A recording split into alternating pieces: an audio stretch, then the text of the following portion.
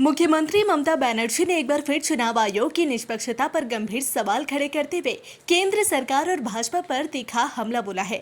ममता बनर्जी ने आरोप लगाया कि देश का निर्वाचन आयोग अब स्वतंत्र संस्था की तरह काम नहीं कर रहा, बल्कि भाजपा के प्रभाव में निर्णय ले रहा है। ममता बनर्जी ने कहा कि आयोग के लेटर हेड तक में भाजपा का स्टाम्प दिखाई दे रहा है, जो लोकतंत्र के लिए बेहद चिंताजनक संकेत है। इलेक्शन कमिशन जे निरपेक्ष नय, আমি তার একটা প্রমাণ আপনাদের দেখাতে চাই। ইলেকশন কমিশনের নোটিফিকেশনে বিজেপির ভোটের চিহ্ন সিম্বল নিশ্চয়ই আপনারা দেখতে পাচ্ছেন। এই দেখুন বিজেপির সিম্বল। একটা ইলেকশন কমিশন তাহলে কার ইশারায় চলছে, কার কথায় চলছে?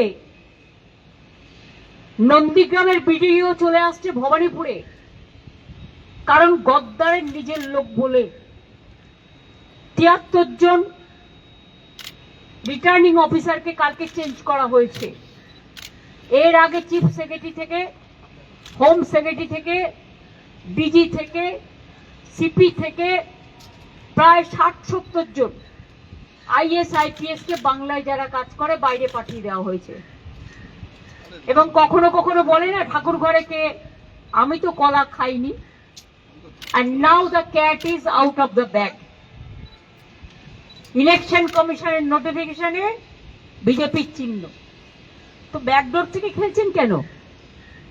সামনাসামনি খেলুন, সবাই তো বুঝতে পারছে।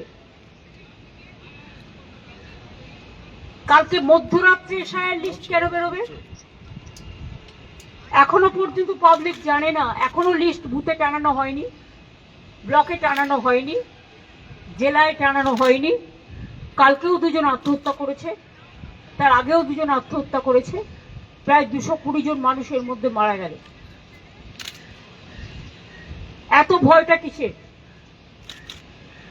আর যেটুকু নাম উঠেছে সেটাও মনে রাখবেন, আমার কোর্টে কেস করার জন্য। লিস্টটা বের করতে ভয় কেন? নিশ্চয়ই তার মধ্যে স্বচ্ছতা নেই ইলেকশন কমিশনে।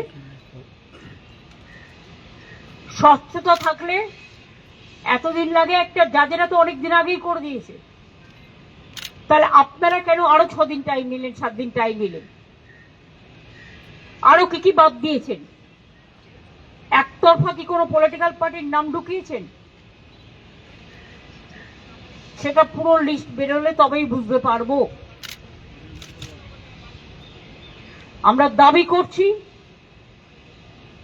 বিজেপি ভ্যানিশ যে পলিটিক্যাল পার্টি, তারা মানুষের গণতান্ত্রিক অধিকার কেড়ে নিতে চায় এবং এটা তার সবচেয়ে প্রমাণ। It is not for. ताज़ा तरीन खबरों और ब्रेकिंग न्यूज़ के लिए बने रहिए स्पष्टता न्यूज़ के साथ। ज़्यादा से ज़्यादा खबरों के लिए बेल बटन दबाकर लाइक, शेयर और सब्सक्राइब करें स्पष्टता न्यूज़।